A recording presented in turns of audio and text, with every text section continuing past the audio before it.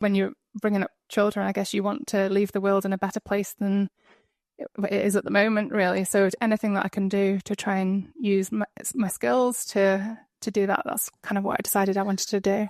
Welcome to Island Influencers, where we share stories of successful business owners, experienced professionals, entrepreneurs and community leaders based or with influence in the Isle of Man. This podcast is brought to you by Thornton Chartered Financial Planners, because great financial planning has the power to change your life. Now here's your host, Sharon Sutton. In this latest episode, I'm delighted to be joined by island influencer Sarah Hickey, an ecologist and the Peatland and Upland Carbon Officer for the Department of Environment, Food and Agriculture. Sarah is a true champion for conservation, and she shares her passion for protecting our natural world with infectious enthusiasm. We delve into her story, from early experiences in outdoor education to her current role leading crucial peatland restoration projects here on the Isle of Man. We discuss the challenges and the rewards of living and working on an island, and Sarah offers valuable insights into balancing our love for nature with the realities of island life.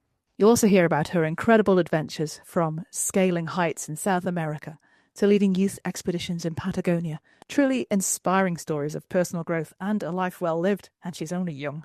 So, join me for a fascinating conversation with Sarah Hickey in episode 123 of Island Influencers. Welcome to Sarah Hickey. Welcome, Sarah, to the Island Influencers studio. It's really nice of you to come out on. We were just saying, to give this a timestamp, we're right before Christmas.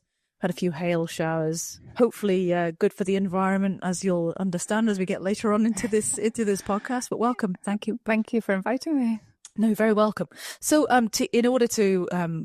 customary is I ask you all about you and where you've come from, and thank you for sending me your little bio before this. So I mean, tell us all about yourself. And I grew up on the island and moved away to university. So whereabouts on the island? Just because there's a lot of strong local listenership. So I grew up in Onchan, went to school at Ballycameen. Yep.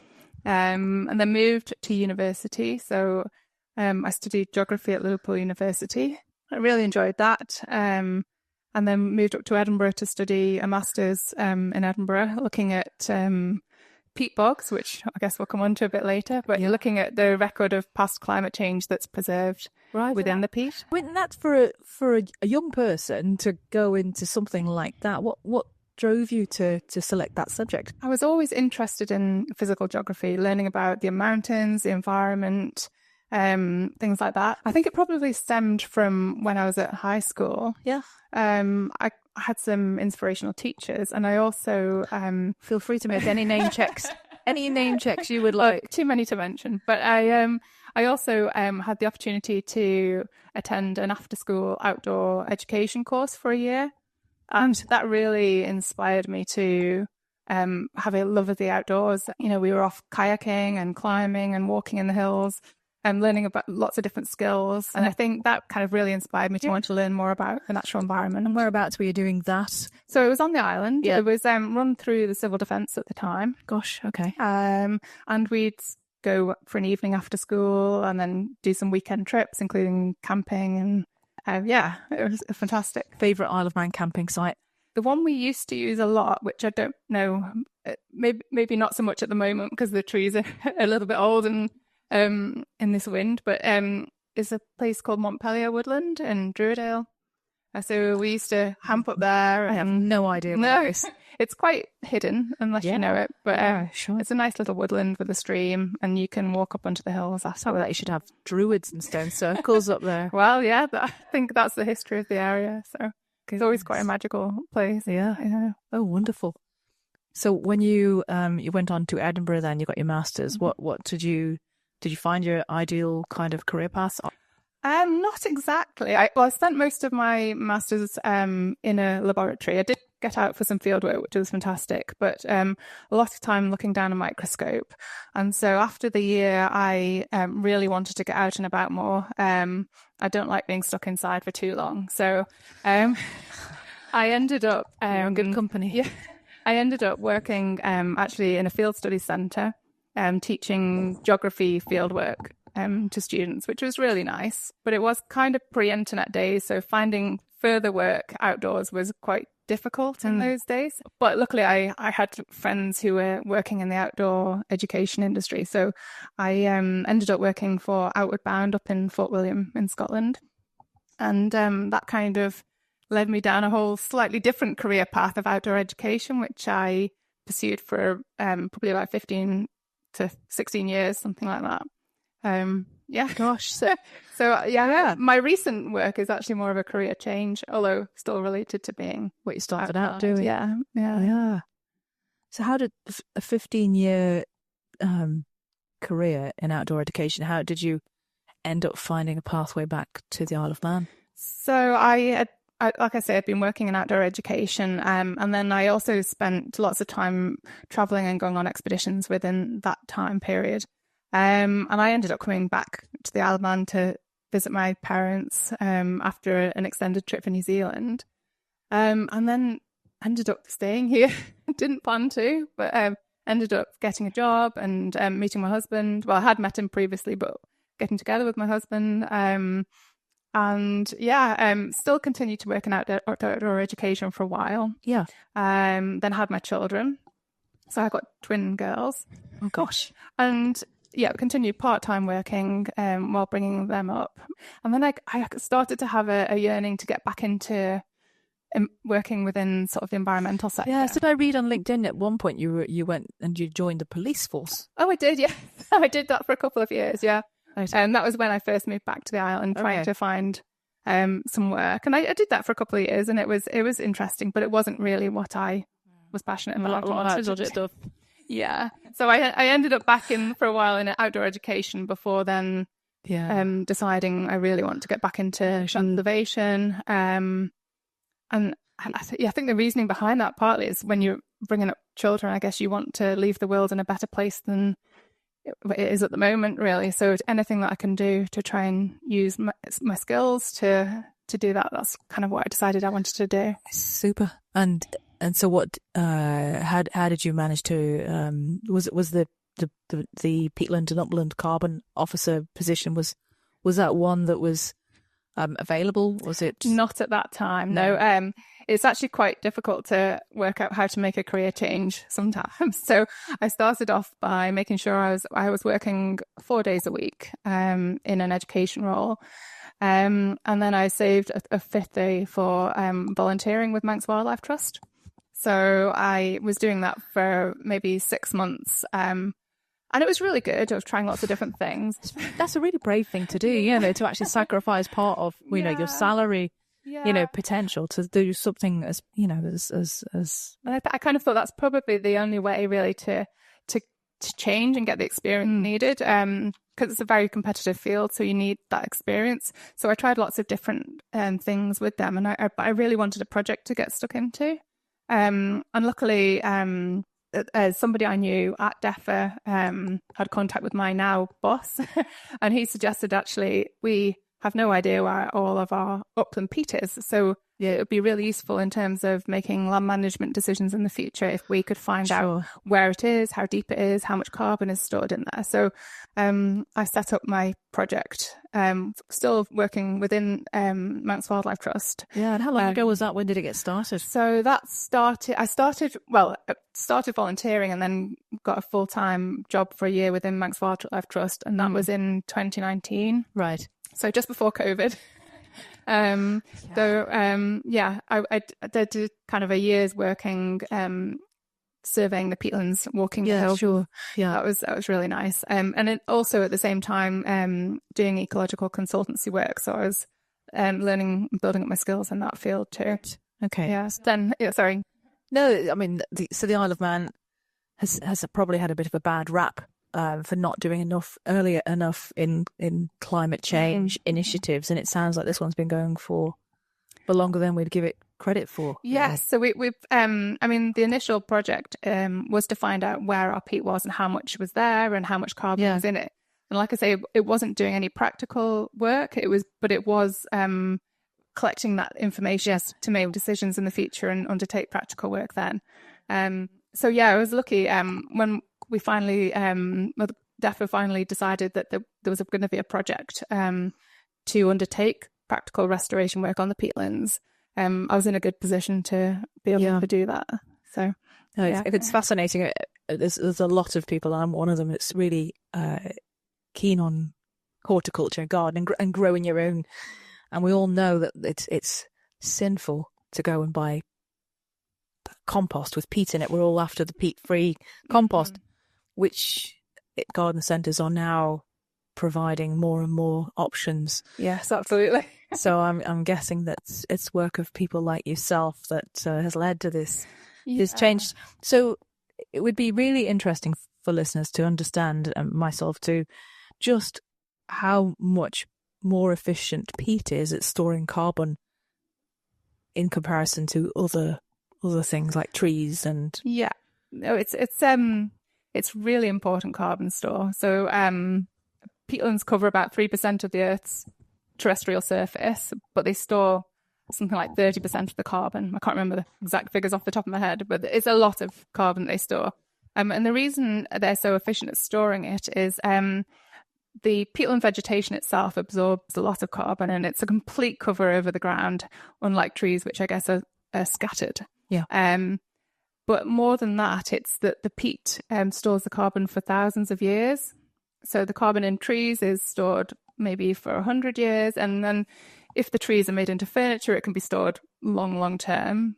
But often if they break down or the wood's burned, then the carbon's released again. So peat is a really important store of carbon. Yeah, I from an early age, I remember, because I grew up in Ramsey, and we'd make the trip over the mountain to Douglas to do shopping, whatever. And I'd always remember seeing the peat being cut at places like near the bungalow on the mountain road. And I think there were other places along the mountain that you could see it, but obviously that's been stopped a long time ago. Well, it was actually only stopped in 2020, I think. It was 2020 or 2019. They actually banned it, but I think people generally didn't actually cut it. I remember a few years before. Yeah, people used to burn it on their fires. Yeah. That's what it was used for, dried out and burned. Yeah, absolutely. And it was a really important traditional fuel. Or freezing. Yeah. Yeah, exactly.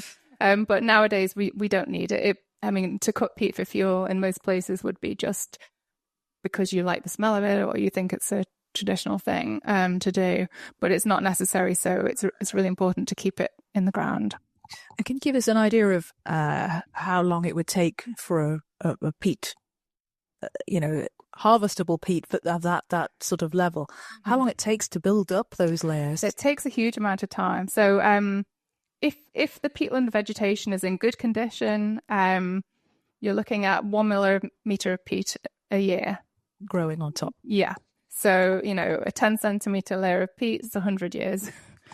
Yeah. So it does take a long time. It's definitely not a renewable fuel if you're burning it regularly. Well, any idea of what sort of percentage of the Isle of Man's peat storage has been destroyed? That's a good question. I don't actually know.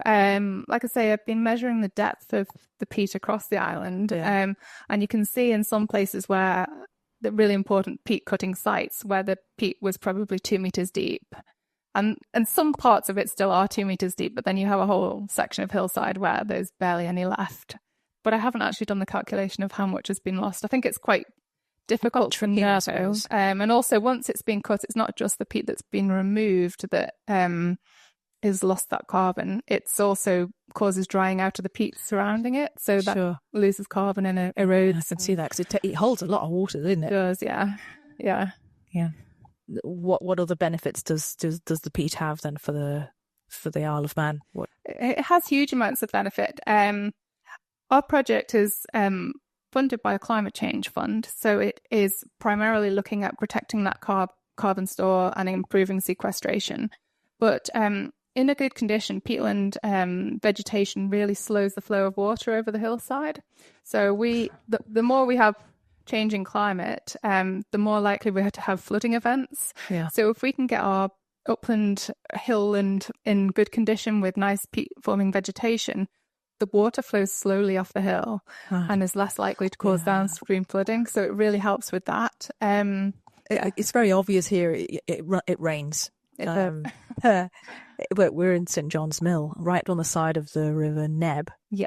And when it rains, you'll find in no time at all the river is flooding down past here, all running off the fields. And I'm guessing that because there's little irrigation that there's not much you can do about farmland. But the farmland we have less influence over at the moment, but the hill land, I mean, ideally it would be covered in a special type of moss called sphagnum.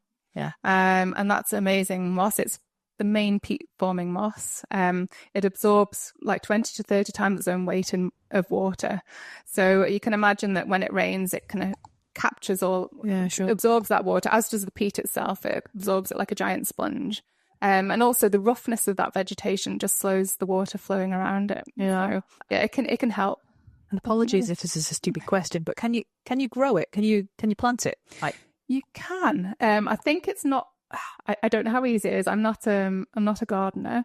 But there's a company in the UK called Moss who do produce sphagnum, and they produce it for peatland restoration work. To Glenvine, there's loads of moss in our grass. It's probably wrong sort, but but they do produce it for the restoration work, and also for horticulture. If you're a gardener, you know there's more, but the use of sphagnum moss in growing is really good because it holds so much water. Well, it does in like flowering gaskets. They allow use it to line it, but I'm guessing it's not from a sustainable source, or is it? It depends if they get it from one of these companies that grows it specifically for that. If they harvest it from peatlands, then it won't be sustainable generally. They could get them to go and seed areas. I mean, it would be interesting to try. I definitely think that would be worth looking at. Project list, yeah. Heard it here first, folks. Well, I mean that's lovely, and if it's okay, if we just move on to the other questions that we spoke about earlier. So now then, the money questions. So if you don't mind me asking, my day job, financial planner. What's your earliest memory of money? What was money for you like growing up? I don't remember being too aware of it. We weren't short, but we didn't have loads. So we didn't go on any fancy holidays or anything. But I could go on school trips. So I felt like we were. Where was your school trip? Mine was to Fleetwood. Blackpool Zoo on a day trip. Yeah, I know. Not like the ones they have nowadays. No, my son just get to Japan. Yeah, so I remember, being aware that we didn't have a lot to spare, but we weren't poor. So yeah, that was kind of my earliest experience, I guess. Yeah. And do you, with your awareness of sort of managing your own financial matters, did that come as early as university or earlier than that? Yeah, I think I had my own savings as a child. But most of it was when I was at university. Obviously, it was very tight, and I had to watch every penny. So that was, it was probably really useful actually, because it taught me how to look after my money and not spend it. Which is especially useful when you end up working in a lot of industries where they're not very well paid. So it's useful that way. Yeah. So did you notice a massive change then from when you went from a bachelor's up to a master's? Did you go and get a job working in a lab? So that, well, you say how it works. I've got no idea. In terms of money? Or, yeah.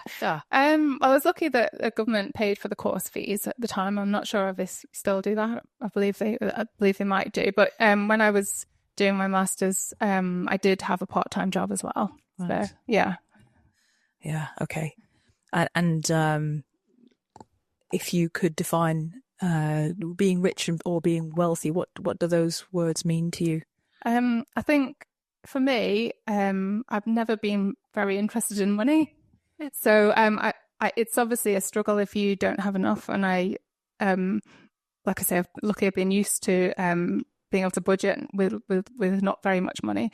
So that's okay. But for me, wealth is really about having good health and lots of experiences. So I've always really valued being able to save up any money that I can and go off on exciting trips and adventures. And for me, that was what was really driving me, rather than actually having money. That's great. That's a great answer. Thank you. And of all the things then that you have done so far, what's given you the most fulfillment? I think it depends on what stage in my life it has been. Yeah. So when I was in my 20s, I was lucky enough to have the opportunity to go and climb Mount Aconcagua in South America. So, which is the highest peak in the Americas. So that was a great. How high is it? 7,000 meters.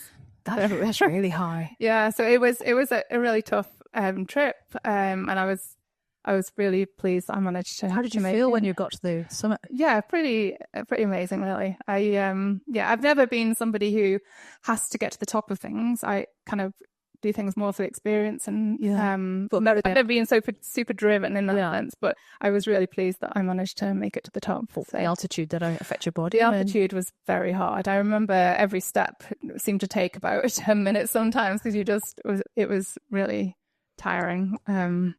Yeah. So that was and that was a real achievement. I also a few years later then went on to help lead an expedition to like a 3-month expedition to the southern Patagonia and the Falkland Islands in South Georgia. And that was another amazing achievement because we were just exploring some wild places. Yeah. That's so amazing. That's so fabulous. Have you written any journals or blogs on your experiences? Or? I haven't, sadly. I did at the time, but they've been lost in the loft somewhere. Imagine. And again, although those were kind of personal achievements and experiences, but I was lucky enough to be able to, when I worked for the Children's Centre for a while doing outdoor education, I took a group to Norway. We had a group for a year, and we to train them up for this trip to Norway, we took them to the Scottish Highlands in winter. We did some winter mountaineering skills with them just to get them working together as a group and learning how to be in the mountains. In the winter? In the winter. And what was the accommodation like? We stayed in a youth hostel, so it was fine. But we were just going out for the days. And then this kind of built on some camping trips and walking we'd done on the island. And then we took them to Norway for a week-long expedition where they carried all their own kit, and we walked over the Hardangervidda Plateau. And that was winter as well? That was summer. Okay, that's good. Hey. Yeah, no, that was summer. Did you need a torch?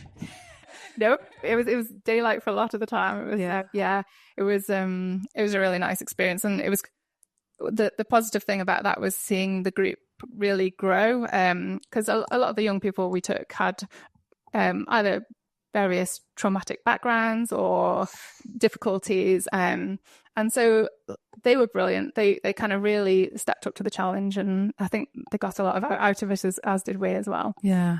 Do you ever keep in touch with any of the young people from the trip? Or? I don't actually know, but I mean, I'd recognise them. Yeah, how they're getting on. Yeah. And then, I guess shortly after that trip, I had my twin girls. So a slightly change of lifestyle for a while. Yeah, it's hard regretting one, but having two, I can't imagine. Yeah, no, it was probably the most challenging thing I've ever done. Yeah. They didn't sleep either. Or they take it in turns to sleep. How helpful is that? How old are they now? Can you? So just after Christmas they'll be 15. Yeah. So they're definitely at an easier age in it. Yeah. Yeah. Brilliant. And so for any aspiring entrepreneur, organization leader doing what you're doing, what would be your number one tip to achieve fulfillment? I think what I've always tried to do is take opportunities when they come up. Mm-hmm. It can be a bit daunting sometimes jumping into something new, but if it's an opportunity arises and you think, shouldn't I? Sometimes it's good to just give it a go. Yeah. And also, if there's something you really want to do and you don't see an immediate way of doing it, just to look at this, break it down into steps, how you might achieve that. It's very wise words.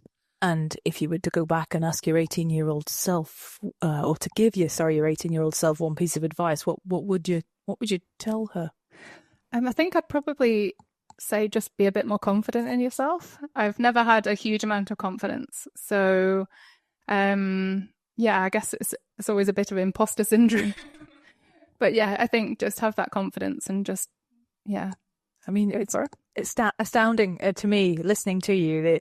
I've been here and I've been up to, Patagonia, and I've done this high mountain, and I've done Norway, and I've been a policewoman, and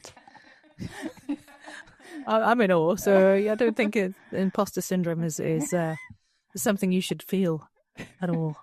What do you think? How do you relax? Are you good at relaxing? How do you do yes it? and no. No, I think it depends how I kind of feel like I need to relax. So sometimes if I've got lots of things I want to think about and work out, I go for a run in the hills. I really like doing that, and I feel it's a really good way of clearing my mind and solving what I would need to work out, really.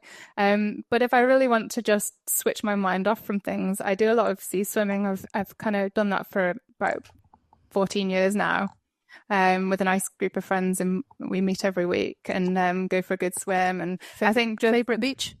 We regularly meet at Port Erin and go for a swim, but my favourite beach is swimming from Yarble over to White Beach. White Strand, yeah, it's really nice. White Strand, yeah. Yeah, that's one of my favourite swims. How long does that take you? Oh, I can't remember. Last time I did it, maybe half an hour. It depends how much there is to look at. So if sometimes we'll go exploring through caves and like just seeing what's on the... And are you a wetsuited girl, or do you tend to be? I wear a wetsuit in the summer, as I got stung by a jellyfish badly a couple of times. Yeah. But in the winter, I take it off and go to swimming costume. That would be the complete opposite to the way I would got it. Yeah. No, I love swimming without a wetsuit. I find it really exhilarating. But yeah, in the summer, it's my jellyfish protection. And you always go with somebody else, and it's always safe, isn't it? That's guy. Yeah. Just checking. Just checking. Yeah. So, what's your favourite trip then that you've ever taken? Would it be South America or? Interesting question. I think although it was challenging at the time, probably going to South Georgia was one of the best experiences. It was the only place I've ever been to that people are not in charge. You know, when I went there was only 4 people living on South Georgia, and most of it is just wildlife and not sheep. No, not sheep. We had some reindeer that were imported by the Norwegians when it was used in the whaling station, but penguins, all sorts of birds. Yeah. So that was really, lots of seals as well. That was really a great experience. We would sit down somewhere and the penguins would walk up to us and have a look at us as if we were the curiosity rather than the normal case, which is people looking at the wildlife. Yeah. So it was kind of the tables were turned a bit. And we were lucky enough to go and explore into the glaciated central part of South Georgia and climb some new peaks. And so that was just an amazing experience. So yeah. Good grief. That's astonishing. And to bring it back home, what do you think are the best? What keeps you in the Isle of Man? You've been all over. You've seen so much. I mean, yeah. What's the best things about living in the Isle of Man that keeps you here? Well, it's funny. I didn't plan to come back actually after I moved away, because I think when you grow up somewhere, you don't always see it for how it is. You see it with a certain kind of... You've got 2 teenagers. I've got 1. And it's interesting, isn't it, that they seem, I'm going to go and I'm not going to come back. Well, yeah. And I've been living in Scotland and I really enjoyed it in Scotland. But then I moved back and I realised that actually, although we don't have the high peaks and the quite as dramatic landscapes as some places, we have everything on our doorstep, which is a really unique kind of thing. We have the coast, we have beautiful coastlines, we have hills, we have glens, and it's really accessible. And so no matter what you enjoy doing, you can go and find somewhere within 20-minute drive. And it's a nice safe place to bring up children as well. So yeah, it is, isn't it? Yeah. But what about the main challenges? The challenges of living on the island. Yeah. I guess it's getting off the island. I guess can be a challenge. You can only say personally. I wouldn't expect you to. For me personally, I mean, I don't do nearly as much travel as I used to. But we do like to go to the UK and go and explore, and it is expensive getting on and off the island. And while I say everything is in close proximity, and that's great, it means we also don't have maybe different places that we can go and visit just at the drop of a hat. So I guess that's the bigger, for me personally, that would be the big challenge. Yeah. There's not much we can do about it, I suppose. But no, it's the positives and it's the balances of living on an island. Yeah, it is absolutely. Yeah.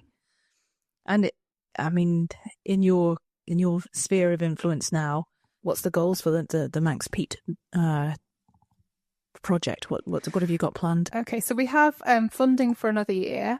Right. So we're in the middle of our restoration work time at the moment. So we carry out our restoration work in the winter months so that we don't disturb ground nesting birds. Yeah. So we have diggers on the hills at the moment. You might have seen them if you've been driving past. They're busy reprofiling peat hags and helping revegetate them. There's lots of other work that goes on as well. I saw the website's really good, actually, the manxpeat.org. Yes. There's some really good pictures on there demonstrating what a peat hag is. Yes, because most people wouldn't know what I was talking about. Well, I did before I read it, so... We're in the middle of lots of work at the moment, and that'll continue through to the end of next winter. Yeah. And then we're looking for further funding, really. So we're hoping to achieve some funding from private sector. Well, private sector as well as government funding. Mm-hmm. So that's really important in terms of helping the project continue. Yeah. So our project is looking at restoring 500 hectares as part of this project. And then, but there's about 10,000 hectares of peat on the island that may need restoring. Right. So there's a huge amount more to do. Okay. So if you're looking for volunteers as driving a digger, come with this experience necessary? Or? Oh, absolutely. It's very skilled, the digger driving. But we have had some volunteer sessions. We had them in the summer with people helping. Once the diggers have been in, we quite often have areas of bare peat that need to be revegetated. So we've had volunteers spreading heather brash and installing some netting to keep it in place. Okay, so just to be clear, you don't need to be a digger driver to do that? No. Okay. Definitely not, no. So all digger and non-digger drivers? Yeah, absolutely. We just need to enjoy being in the hills and not mind a bit of hard work. Right. And it's definitely a good alternative to going to the gym. Is there a place that you can enroll as a volunteer? So on our website, we do have you can click a button to volunteer with us, and we put your name on an email list. So, and when we have volunteer days, we will get in touch with those people who've signed up and see if they're interested in coming along. Or we'll probably wait till the weather is a bit nicer before we arrange the next one. Yeah, good. That sounds really, really something motivational to get outside and do something purposeful in the winter months. Brilliant. Yeah. Okay.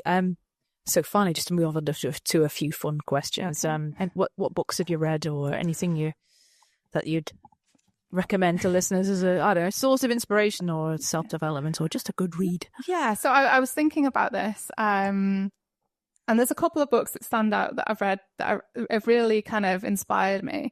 The first one I read was Waterlog, which is a book about wild swimming in the UK. And it's by Roger Deacon. It's his journey exploring the lakes, rivers and coasts of the UK and just enjoying the water. And I find it a really nice way of, it was just a really nice read. And it just celebrated our waterways and water bodies, and in just a way that made me inspired to want to take up swimming. And so I think that's been a big part of my life since I read that. Yeah. So that's one book. And then the other one would be Braiding Sweetgrass by Robin Wall Kimmerer. And she's Native American and she's an ecologist, and the way she writes about the world, it's kind of a philosophy for living. I just kind of wish we had that in. If everyone lived by that philosophy, I think it would be the world would be a nicer place. Please do send over links to them. We'll put them in the show notes for listeners. And we're coming up to Christmas. Well, by the time this goes out, but what non-Christmas movies were you looking forward to, and what would you recommend to buy? I'm not sure about what I'm looking forward to, but there's a couple of things that I've watched recently that I really enjoyed. I enjoyed the film Where the Crawdads Sing. I don't know. I know it was on the Oscars list, wasn't it? Yeah. It was a really inspiring film because I've always been quite an introvert, and that kind of film celebrates the fact that it's okay to be an introvert, I guess. And the other, it's not a film, it's a series, Detectorists. I've seen that's out right now, isn't it? Yeah, it's been on for a few years, and it's it's a gentle comedy, but it celebrates just the magic of just the countryside and wild places. And yeah, it's a fun but really inspiring and gentle series, and it kind of got us through the stress of COVID. It was just it was just a nice, relaxing, kind of funny thing to watch. So it sounds cool. Do you have a favourite quote?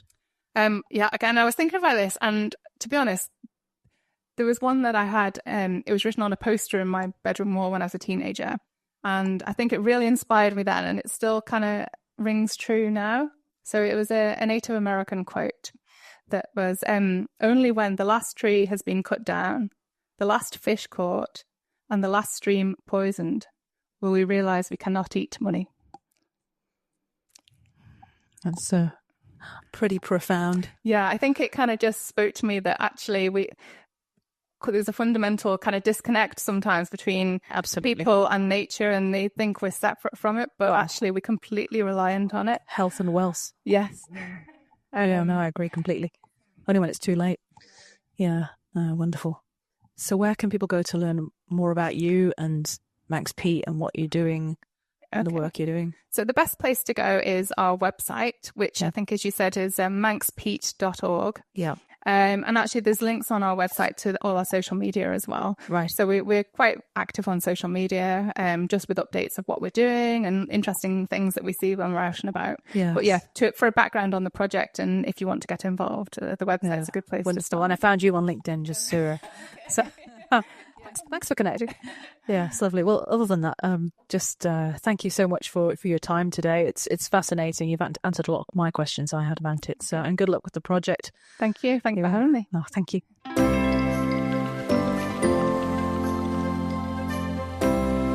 Thanks for listening this far. I hope you found this episode to be valuable.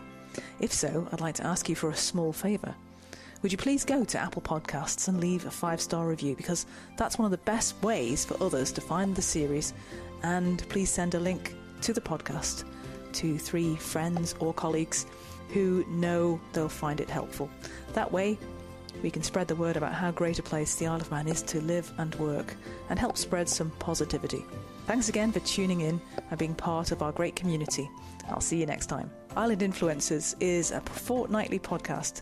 Make sure you don't miss the next episode by clicking the follow button on your podcast platform. A big thanks to the producer Catherine Watts from Social Cues and editor Martin Bamford at Bear Content, and thank you for listening.